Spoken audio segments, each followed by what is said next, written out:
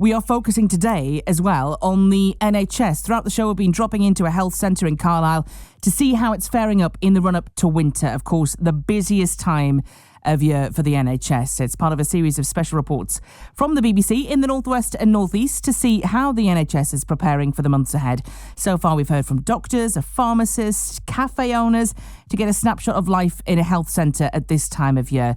Let's head back to our John Burness, who's at Carlisle Healthcare. Hi, John. Hello again, Steph. Yes, I'm on their new purpose-built centre just off Easton Way in Carlisle, and the group looks after, it's got 25 GPs, or the equivalent of 25 full-time GPs, and with their other medical professionals, they look after more than 40,000 patients, which is more than half the population of Carlisle. So that is a lot, certainly, to be going on with. This morning, I've been hearing from some of the people who do some of that looking after.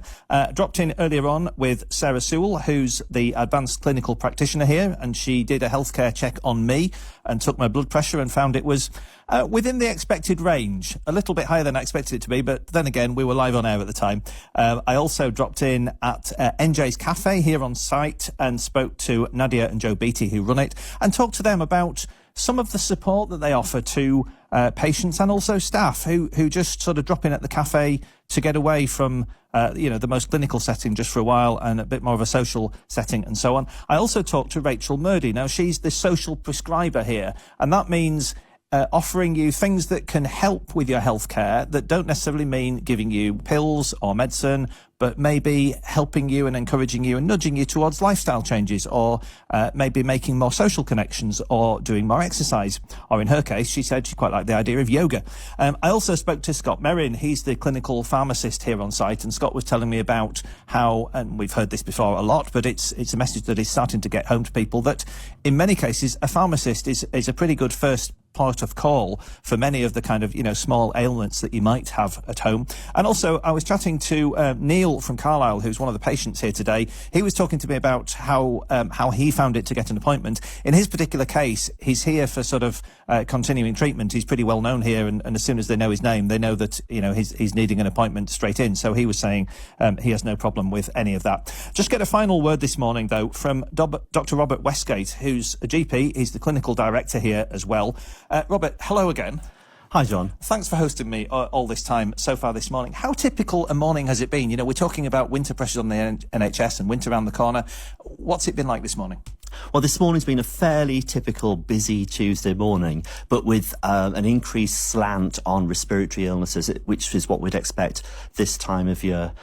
Just to come back to one of the points you made earlier, we've got 25 GPs as a head count, but that's roughly 16 whole-time equivalents, just as a minor correction to the data. Sorry, no, that's fine, yeah. Yeah, but a very typical Tuesday morning. Between interviews and speaking with yourself this morning, I've been working behind the scenes, speaking with patients, working with colleagues. Part of my overview role is to try and keep the system safe. So that's... What do you mean by that? What do you mean by safe?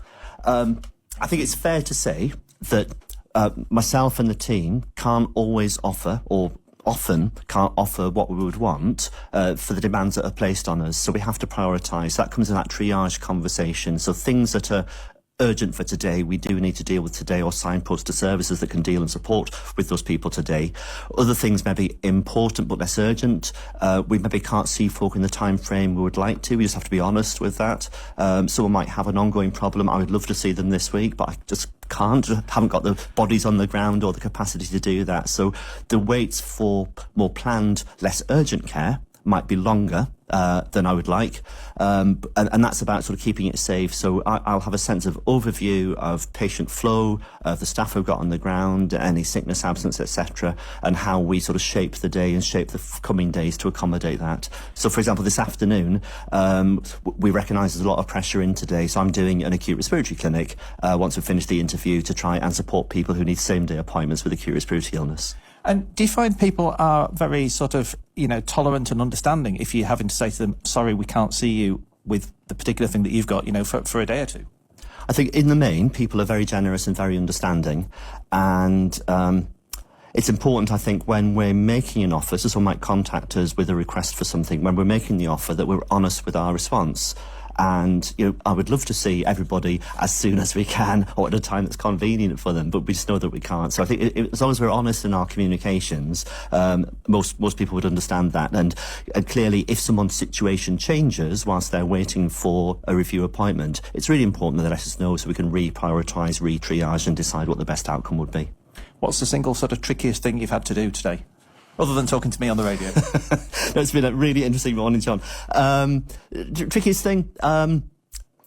It comes down to just keeping it safe, I guess, is the trickiest thing. That was a fairly nebulous sort of statement, but it's how we collectively hold that risk as a surgery, how we keep the staff in a place where they can continue to deliver a service, and being honest and fair and accessible to the patients in a system that's under a lot of pressure. And it's how we hold that and how we communicate that, which is my daily challenge. And that's, you're meaning sort of balancing the queues of people, as it were, the virtual queues of people who are needing, different services. Absolutely. So you commented when you came in early this morning how sort of calm the waiting area was. Now, behind the scenes, we were seeing a growing queue of tens and tens and tens and now hundreds of people in an online queue, and we're working through that with our responses and our offers, similarly on the telephones, and then people coming down to appointments that were pre-booked. So we're typically seeing about 800 people in our premises on a daily basis. In terms of online contacts, we're getting up to 700 contacts on a Monday, 450 contacts coming through Tuesday through Friday.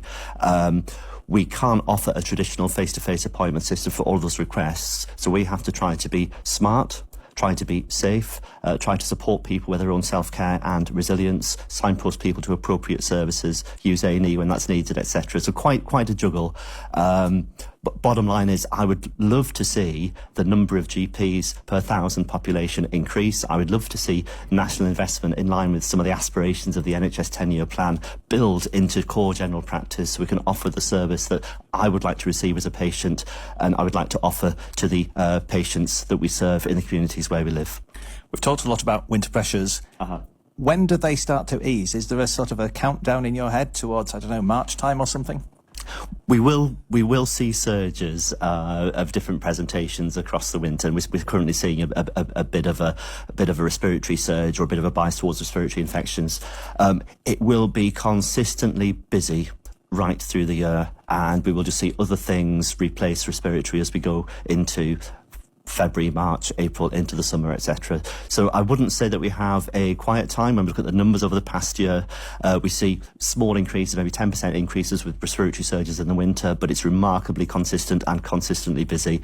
And we've got folk working on the ground, working really hard. We just need to support them to be able to do the job, support patients to access care as a need to, and value general practice. Just to finish with, let's make use of you as a doctor in particular, as possibly more so than as a leader. What's your advice to anyone who, does start to feel a little bit unwell as we go into winter? Where's the first place to come to? What sort of help can they expect, and where should they go for it? Okay. So I'm going to use the term common sense, which is a very nebulous term, isn't it? But if you feel well and you've got some minor symptoms, things like paracetamol, stuff you might get from the supermarket, etc., perfectly reasonable.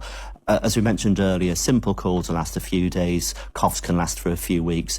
If you're feeling unwell or getting more poorly or things aren't behaving in those patterns, it's really helpful to seek advice. There is helpful advice online for those that are digitally enabled via 111.nhs.uk. Pop your symptoms in. It'll go through a series of questions and it'll direct you to the most appropriate advice, be that self-care, community pharmacy, A&E, general practice, etc., etc. There's also another site, pop Healthier Together NHS into a search engine, and that's advice specifically geared to children and young people. So mums, carers of young children seeking advice, some really valuable and specific advice on how to manage minor ailments on there. That's absolutely great. Thank you very much, Dr. Robert Westgate. And thank you for your time this morning and spending so much time with me, for accommodating me, looking after me here and so on, and for the advice that you and your colleagues have given to our listeners listening today. I'm sure we'll be keeping in touch as the winter progresses and maybe catching up with you again to see how things are kind of bearing up. In the meantime, there's more on winter pressures that you can see on the NHS in Cumbria. That's on BBC North West tonight in the south of the county, and BBC Look North at 6:30 in the north of the county on BBC One this evening. And also this afternoon with Nish from 2 o'clock. Thank you very much, John Burness there. And thank you to the team at Carlisle Healthcare as well. If you log on to BBC News for Cumbria online pages later this afternoon, you'll be able to see a little piece from John summing up his time at the health centre today.